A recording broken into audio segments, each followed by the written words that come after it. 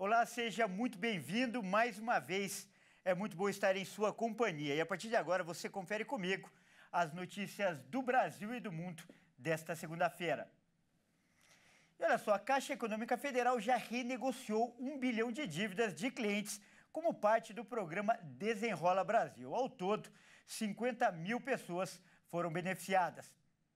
O levantamento foi feito entre os dias 17 de julho e 4 de agosto. E nesse período, o banco renegociou mais de 62 mil contratos de clientes. Segundo a Caixa, 91,2% das dívidas foram pagas à vista, com desconto de até 90%. A Caixa calcula ao todo ter 13 milhões e 700 mil clientes com dívidas em atraso e um saldo acumulado de 220 bilhões e 900 milhões de reais em dívidas, em 17 milhões e 800 mil contratos. Segundo a Caixa, o site de renegociação do banco já registrou 6 milhões e 800 mil visitas. E o resultado foi que 1 bilhão de reais em dívidas foram renegociadas. 50 mil pessoas foram beneficiadas. Na primeira fase do Desenrola, os bancos podem renegociar as dívidas de clientes com renda mensal entre 2 salários mínimos e 20 mil reais. É possível parcelar as dívidas entre 12 e 120 meses, com taxas personalizadas, e a primeira parcela para 30 dias. A exclusão dos cadastros de devedores se dá em até 5 dias úteis após a efetivação da renegociação. O Desenrola vai até o dia 31 de dezembro. E olha só, a falta de dinheiro é o grande problema que tira o sono do brasileiro. Uma pesquisa revela que a situação financeira é a principal causa de preocupação que afeta a saúde mental das pessoas. Boletos para pagar, financiamentos, empréstimos, despesas de casa. Todas essas preocupações tiram o sono de diversos brasileiros e destroem a saúde mental de grande parte da população. Os dados de uma pesquisa realizada pelo Instituto Cactus em parceria com a Atlas Intel apontaram que quase 90% dos entrevistados têm tido preocupações com finanças durante as últimas 2 semanas. Para chegar aos resultados, os pesquisadores aplicaram um questionário usado internacionalmente em uma avaliação de saúde mental, que analisa múltiplos aspectos, hábitos e situações que refletem positiva e negativamente a saúde mental dos brasileiros. Todos esses quesitos foram calculados em uma escala que varia de 0 a 1.000 pontos. Ou seja, quanto menor o índice, pior a saúde mental. E ainda teve como base confiança, vitalidade e foco. A confiança reflete a autoestima que a pessoa tem sobre ela própria e a autoconfiança sobre o seu papel na sociedade. A vitalidade é sobre a disposição e a capacidade de ação para superar os desafios e adversidades do cotidiano. Já o foco mostra a habilidade da pessoa se relacionar com seu entorno de forma produtiva, tomar decisões e realizar suas atividades cotidianas.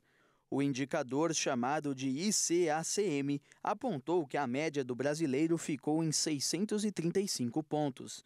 De maneira global, os brasileiros apresentaram resultados mais positivos na dimensão confiança e mais negativos na dimensão foco. Por outro lado, a população que está em busca de emprego ficou abaixo dessa média estabelecida pela população brasileira e marcou 494 pontos. Para os pesquisadores, os resultados mostram a importância de políticas públicas e ações que abordem questões de trabalho e renda, como partes fundamentais e integrantes das políticas de saúde mental. De acordo com o índice, pessoas com maiores redes de apoio e relações mais saudáveis com família e amigos apresentaram pontuação de 715 no ranking, número acima da média geral. A pesquisa também mostrou que mais de 60% dos brasileiros afirmaram não terem tido gasto com atendimento em saúde mental nos últimos 12 meses. Por outro lado, apenas 9% disse ter gastos mensais de R$ 500 ou mais com esses cuidados.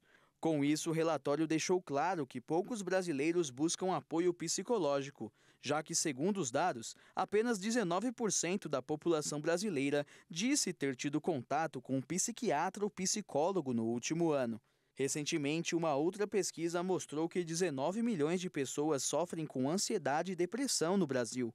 Portanto, o número de brasileiros que procuram ajuda de profissionais para cuidar da saúde mental deveria ter sido bem maior.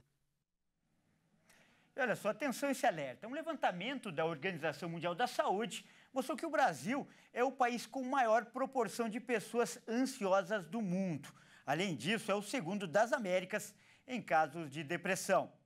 Os dados divulgados sobre a saúde mental da população são ainda mais preocupantes, já que somente 5,1% dos brasileiros fazem tratamento com psicoterapia, uma indicação geralmente adotada como terapia primária para lidar com as questões de saúde mental.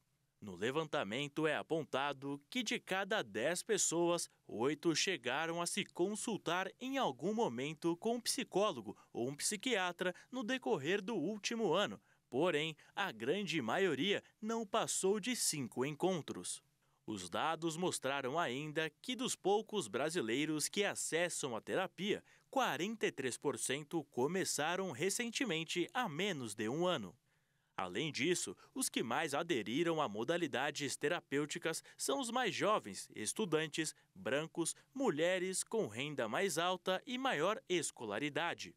A pesquisa destaca também a diferença considerável entre a adesão à psicoterapia e o número de pessoas que fazem uso de medicamentos contínuos para problemas emocionais, comportamentais ou relacionados ao uso de substâncias.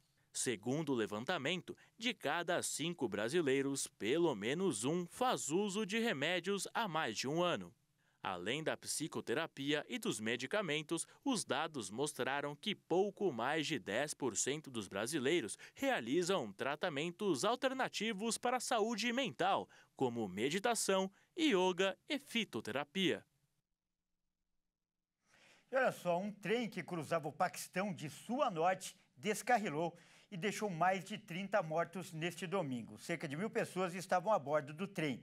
Autoridades acreditam que uma falha mecânica ou então um ato de sabotagem estão entre as possíveis razões para explicar o acidente. O Hazara Express saiu dos trilhos perto da estação de Saara, na altura da cidade de Nawabash, na província de Sindh. Um hospital local entrou em sistema de emergência devido ao número de feridos levados para o estabelecimento. Quase 1.000 pessoas estavam a bordo do trem e autoridades acreditam que uma falha mecânica ou um ato de sabotagem são as possíveis razões para explicar o acidente. O trem seguia de Karachi, cidade mais populosa do Paquistão no sul do país, para Abbottabad, na região norte. A viagem acontece diariamente, percorre mais de 1.500 quilômetros e dura quase 33 horas. Os acidentes ferroviários são comuns no Paquistão, que herdou quase 7.500 quilômetros de trilhos do período colonial sob o Império Britânico, mas que nunca priorizou a manutenção. Bom, é isso aí. Essa edição fica por aqui. Eu agradeço demais pela sua companhia e convido a continuar ligado em nossa programação. Até mais!